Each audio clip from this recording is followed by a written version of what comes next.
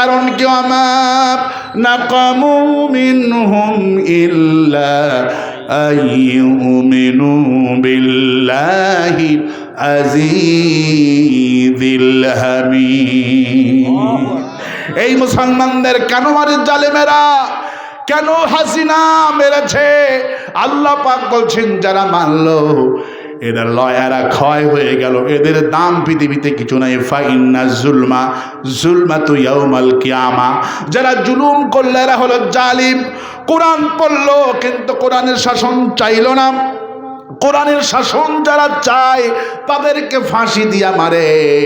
ওয়ালা ইয়াজিদুল যালিমিনা ইল্লা খাসারা। তোমার অন্তরে যে রোগ হয়ে গেল, এই রোগের ওষুধ আমি কোরআন দিলাম। মুমিন বান্দা কোরআনকে বিশ্বাস করে, মুমিন বান্দা বিশ্বাস করে আল্লাহ যে কোরআনটা দিয়েছে আল্লাহর সব বিধান আমি মানব। কিন্তু যারা জালিম এরা কোরআন পড়ে কোরআনের আইন মানে না। আওয়ামী লীগ ছিল জালিম। আওয়ামী লীগ কি ছিল? এরা জালিম ছিল। এরা কোরআন পড়েছে কিন্তু কোরআনের বিধান চালু হোক চায় না। এরা হলো জালিম। আল্লাহ বলছেন অন্তরে যে রোগ হলো এই রোগের ওষুধটা আমি কোরআন দিলাম, কিন্তু ওরা তো কোরআন বিশ্বাস করে না।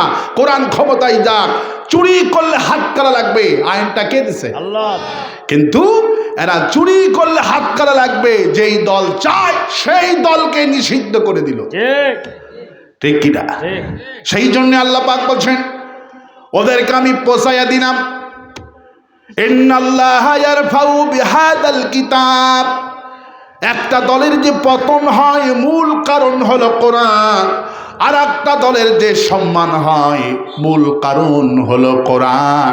সাইদি সাহেবের যে ভালোবাসা এর পেছনে মূল কারণ হলো কোরআন।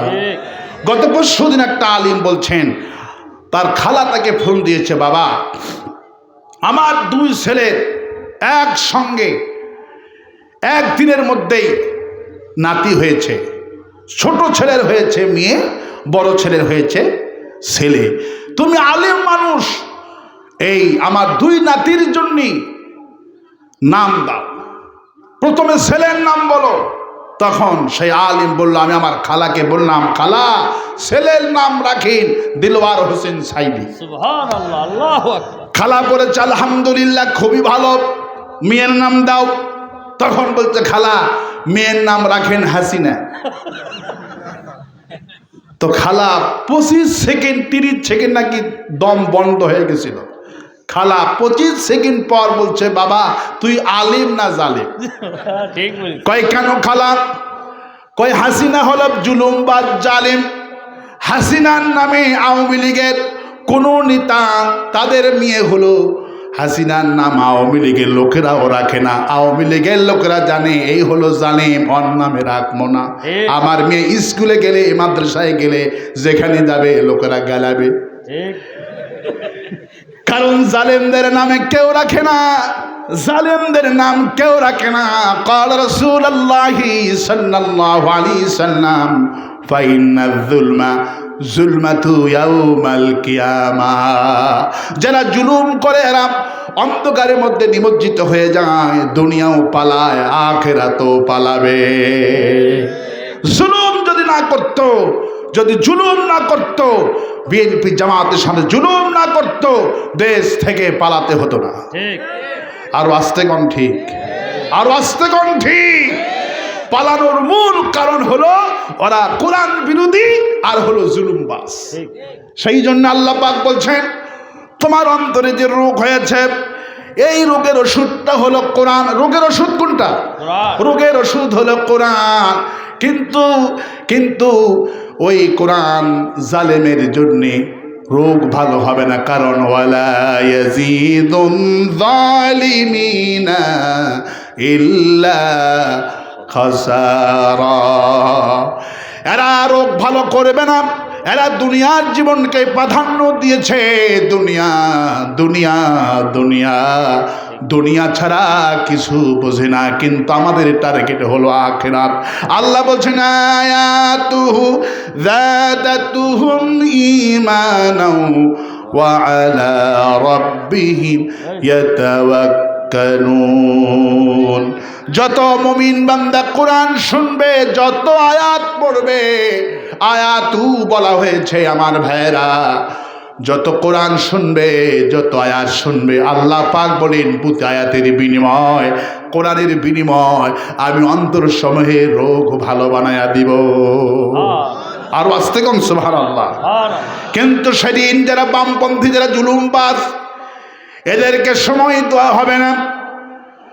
আল্লাহু খাবীরুম বিমা তা'মালুন। আমি আছে কিনা কাউকে সুযোগ দিব না। লোকটার জাহান্নামের ফেরেশতারা রূহটা কবজ করবে। ছেলে কাঁদতে থাকবে, মেয়ে কাঁদতে থাকবে, স্ত্রী কাঁদতে থাকবে। আল্লাহ পাক বলছেন তোমার যে ক্ষমতা ছিল, এতগুলি ক্ষমতা কাজে লাগলো নাকি? ওয়া আনতুম হিনাইযিন তানজুরুন। তোমার পুলিশ বাহিনী বন্দুক নিয়ে, রাইফেল নিয়ে, মেশিন গানগুলি নিয়ে, তোমার ক্যাডার বাহিনীগুলি, সন্ত্রাসী বাহিনীগুলি তোমার সামনে সবাই দাঁড়ানো ছিল। সবাই কেবলই চেয়ে চেয়ে থাকলো, আর তোমার রুহুটা আমি আমার কাছে নিয়ে এসে দিলাম। জাহান্নামীদের রুহুটা কোথায় যাবে? আল্লাহ পাক এবার বলছেন জাহান্নামীদের রুহুটা রাখা হয়ে যাবে 7 তবক জমিনের নিচে, সিজনে রাখা হয়ে যাবে। আমার ভাইরা, মরার সঙ্গে সঙ্গে জান্নাত জাহান্নাম হয়ে যাবে। আমার বন্ধুগণ, আমার ভাইরা, সময় আল্লাহ পাক অনেক দিয়েছেন। আগামীকাল থেকে অন্তরে যে রোগ হয়েছে, এই রোগের চিকিৎসা আমরা করব। যখন সিজনে, যখন রুহটা রাখা হয়ে যাবে, জাহান্নামে লোকটাকে যখন ধোয়া হবে, তখন ফেরেশতারা জিজ্ঞেস করবেন, ফেরেশতারা তাকে জিজ্ঞেস করবেন আলাম ইয়াতিকুম নাজির, তুমি কেন এই জাহান্নামে আসছো? এই খারাপ জায়গাতে সিজনে কেন আসলা? তোমার কাছে কি কোনো তাফসীর কারক যায় নাই? তোমাদের গ্রামে কোনো তাফসীর মাহফিল হয় নাই? তোমাদের গ্রামে কোনো কি ভীতি প্রদর্শনকারী আসে নাই? তোমাদের মধ্যে কোনো নবী রাসূল আসে নাই? তখন এই নেতারা, জুলুমকারীরা বলবে ক্বালু বালা, হ্যাঁ আমাদের কাছে নবীর এসেছিল, রসুল এসেছিল, আমাদের গ্রামে তাফসীর মাহফিল হতো। আমার আল্লামা সাঈদীর মতো তাফসীর কারকের কণ্ঠে কোরআন শুনেছি, কিন্তু সাঈদী হুজুরকে আমরা মিথ্যাবাদী, রাজাকার বানাইছিলাম। আল্লাহ পাক সেই কথা বলছেন, ফাকাজ্জাবনা ওয়া কুল্লা মা নাযালাল্লাহু মিন শাইইন ইন আনতুম ইল্লা ফি দালালিন কাবীর। বলবে হায় আল্লাহ, আমাদের কাছে ফেরেশতাদেরকে বলবে হ্যাঁ আমাদের কাছে তাফসীর কারক এসেছিল, যার তাফসীর শুনে হিন্দু মুসলমান হতো।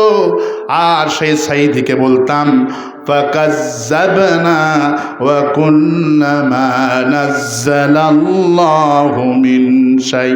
সেদিন বলবে আমরা সাঈদী হুজুরকে বলেছিলাম, ইসলামী দলদের বলেছিলাম শুধু কোরআনের নামে রাজনীতি করো, আল্লাহ তো এই রকমের কিছু নাজিল করেনি। আর আমরা তাদেরকে বলতাম ইন আনতুম ইল্লা ফি দালালিন কাবীর। আর বলতাম এরাই হলো রাজাকার। এরা কি? এরা হলো রাজাকার। আল্লাহ পাক সেই কথা বলছেন ফি দালালিন কাবীর। আমরাই হলাম ভালো মানুষ, আর এরাই হলো দালালিন কাবীর। এরা হলো বড় বড় বিভ্রান্তকারী, বড় বড় বিভ্রান্তকারী। কাবীর বলা হয়েছে, বড় বড় বিভ্রান্তকারী।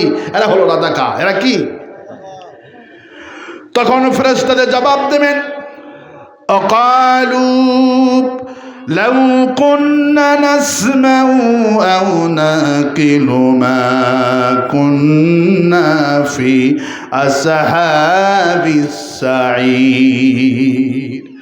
আজ যদি আমি আলেমদের কথা শুনতাম, তাফসীর মাহফিলে বসতাম, যদি নবীদের কথা শুনতাম এই খারাপ জায়গাতে, খারাপ জায়গার অধিবাসী আমরা হতাম না। আমার ভাইরা, সেদিন তো আফসোস ঠিকই করবে।